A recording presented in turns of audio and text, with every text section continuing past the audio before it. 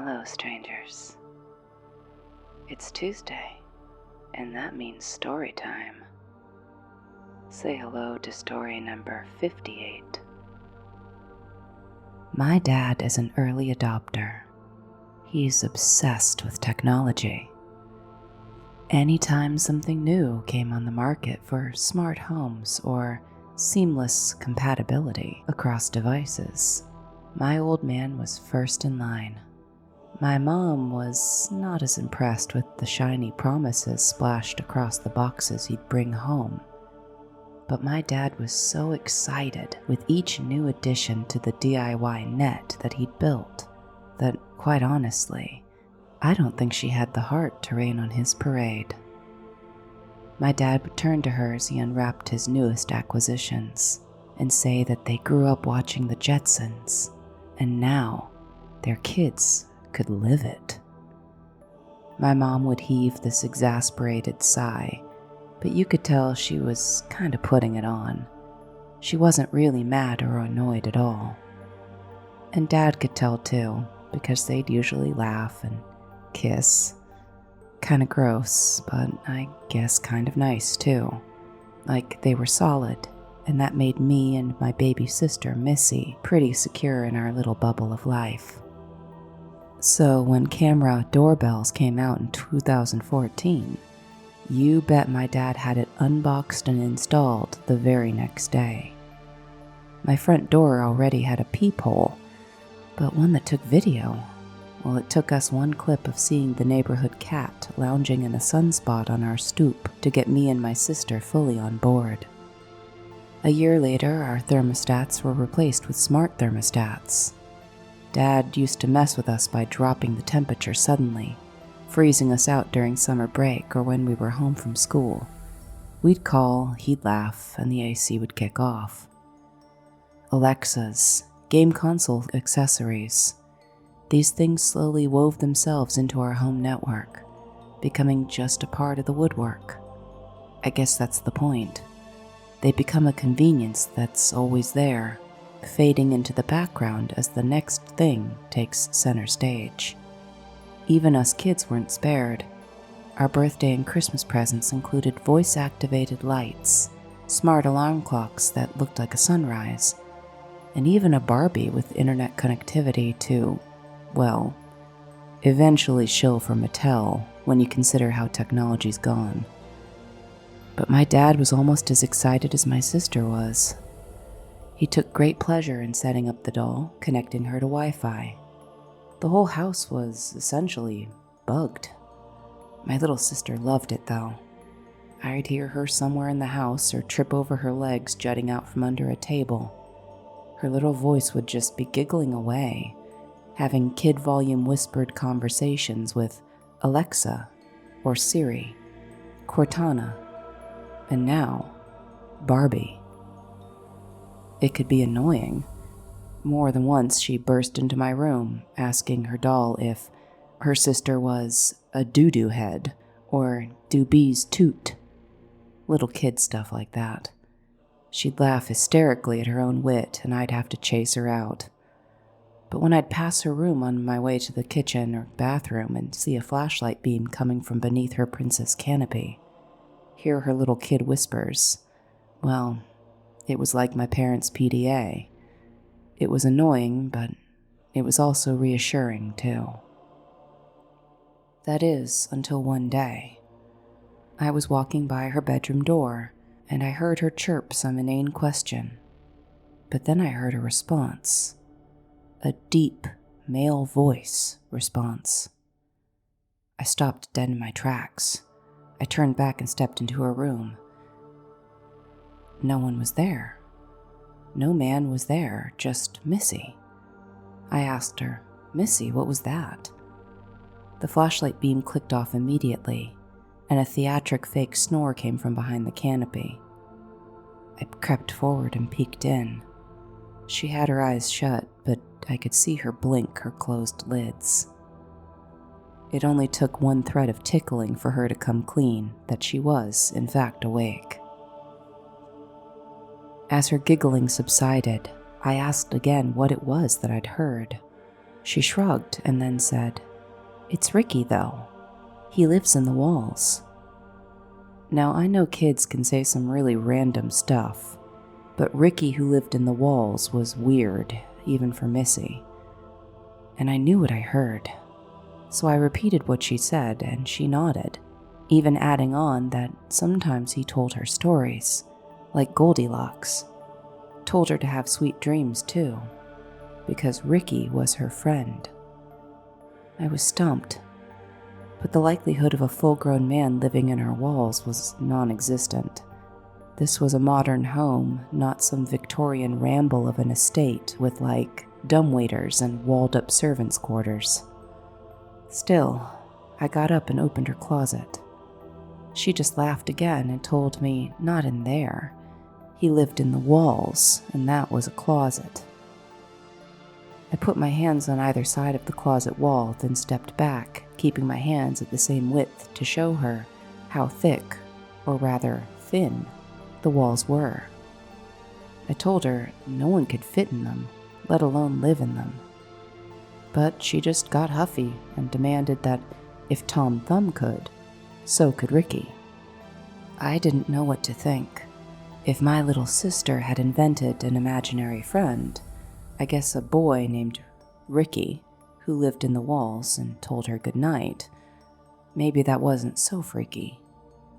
And about the deep voice, had I just heard her, and being so used to her high bell voice that I just wasn't expecting a lower voice at all? Well, ultimately I didn't think there was much I could do, and knowing Missy, she'd get bored of this new game and drop it for something new soon anyway. So I put it out of my mind and figured Ricky would get forgotten like 100 other little games and stories had before him. And I decided to get a head start on it by forgetting about it that very night, up until the next afternoon. I was sitting at the kitchen table doing my homework when the heat clicked on. I turned my head and saw the temperature on the black eye of the thermostat. It was cranked up to 85. Ha ha, Dad. I shed my shell top down to just the noodle-strap tank I wore under, but 5 minutes later in that heat, my tank was nearly soaked through with sweat. I grabbed the cordless, far too cranky to give my dad much love in my annoyance, but I'd only pressed one number when the heater clicked off, followed by the blast of the AC. I put the phone down. I guess he'd figured when I didn't call immediately after he'd cranked it up, that either I wasn't there for him to annoy, or he'd gone a little overboard with his joke and relented. At least, I thought that's what it was, until I caught myself shivering. And my dad was a prankster, but he was a dad. He'd had the AC cranked to the lowest degree for 45 minutes. I don't know what that costs in terms of money, but probably too much for a prank. I walked back to my room to get a sweatshirt, but as I did, I heard Missy's voice over my headphones. I pulled them down to circle my neck, and I heard her clearly. "No, Ricky, stop. I don't want to play this game anymore." I came further down the hall until I could just see into Missy's room. She was angry, hands on her tiny hips. She was yelling at Ricky, again in the direction of her closet.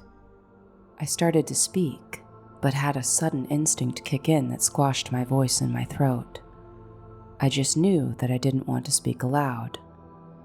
Something weird was happening, so I tensed, and I waited. And that's when I heard the deep voice again. The deep, male voice.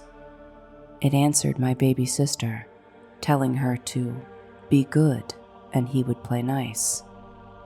I ran, bolted into her room, and wheeled about to face the closet even as I pushed myself between it and my sister, fully expecting to confront. But the closet was standing open, and aside from her clothes and kid clutter, it stood empty. I looked around, panicked, back towards her bed, stepping in to whip the canopy aside, and then peered under her white-framed bed itself. Nothing. No one. I turned back to Missy, who was starting to tear up. I asked her what happened and who was that. She burst out into tears. She told me it was Ricky, like she'd told me, and that he wasn't being nice. And then she dissolved into racked sobs. When he got home, my dad was in a foul mood. We got a talking to from him about the thermostat. I told him it wasn't me, and I'd thought he'd been pulling one of his jokes. Missy and I both tried to tell him it was Ricky, but Dad didn't believe either of us. And to be honest, I could kind of see where he came from. If he hadn't heard the man's voice, hadn't felt the terror of a stranger in the house, well, how could he know? We got grounded for that, but the grounding itself didn't last long. I guess Ricky got tired of playing with only my baby sister, because only a week went by before my mother, white-faced and panicked, burst into my bedroom, gathering me and my sister to get us into the car and drive to my dad's work. He was in the parking lot when we got there. I assumed she'd called ahead, told his secretary we were coming, and we sat there as she explained that as she'd been unloading the groceries into our, of course, smart refrigerator, what had she heard but a deep male voice? That finally got our dad into action. He started making calls that very night, trying to track down how or what this could have happened. Our dad called the door camera company to inquire. I guess he thought, with the doorbell being outside the house, accessing it to get into our home network was the likeliest way that Ricky had gotten in. But the people he called were really unhelpful, blaming him for reusing credentials, usernames and passwords across different devices. He swore he hadn't, but then they asked how he could know it was the doorbell company at all. They questioned how many other internet-connected tools he had in the house.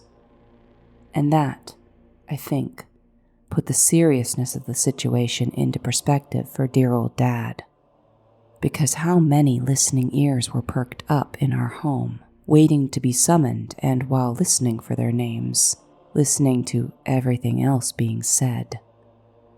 How many cameras were eyes into our lives, our home, our rooms? It kicked off a full house inventory, not only of the wall and ceiling and shelf-mounted things, but the accounts, the passwords themselves. Someone had gotten in, and every object, previously convenient, was now suspect. Dad announced he did figure it out. He realized he'd reused credentials between the fridge and on the thermostat. He stayed home to fix both, he said, but when we came home we were surprised to see he'd switched both to the offline mode. An unattractive red X over the Wi-Fi symbol illuminated on the black panels of both refrigerator and thermostat. That night, we waited, Missy insisting on sleeping in my room, but no deep voice came forth.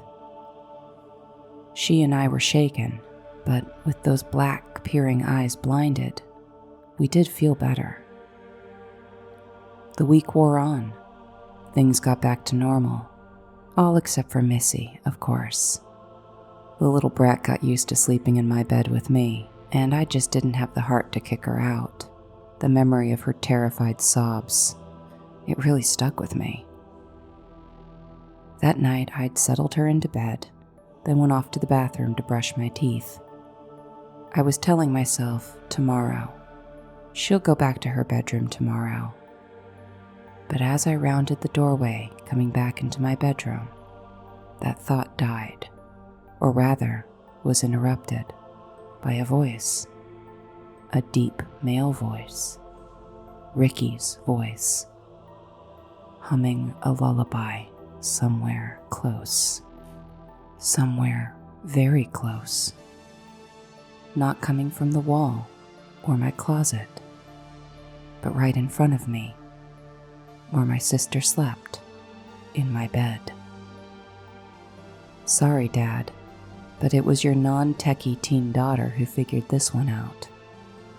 His wall-to-wall inventory had missed something. Something small, that his youngest daughter had taken to packing around with her. A doll that, later on, got pulled off the market for its privacy concerns. The ease with which hackers could control the doll, connect it to rogue hotspots, or enable the microphone to speak back to the kid who held it. I found Ricky, and Ricky's voice was coming from Missy's doll. That one came from one of my friends who became a parent. It happened back in 2015. You'll all be happy to know that the same year, Hello Barbie was pulled from the shelves. And as far as I know, they're a lot more cautious about what Wi-Fi enabled Internet of Trash things they bring into their house. And as for me, well, I'm reminded of the best part of the Disney movie Sleeping Beauty. The three fairies, of course, Flora, Fauna, and Merryweather. Not only did they do that great scene with the cake, they also had a very memorable quote. Even the walls have ears. So be careful out there, strangers. If you'd like to get in touch or share a story from your past, email and socials are on the screen and in the description. Liking, commenting, and or sharing this video feeds some sort of algorithm monster that lives under YouTube's bed. So they say. And otherwise, I'll see you again soon. Stay strange, stay safe, and take care, strangers.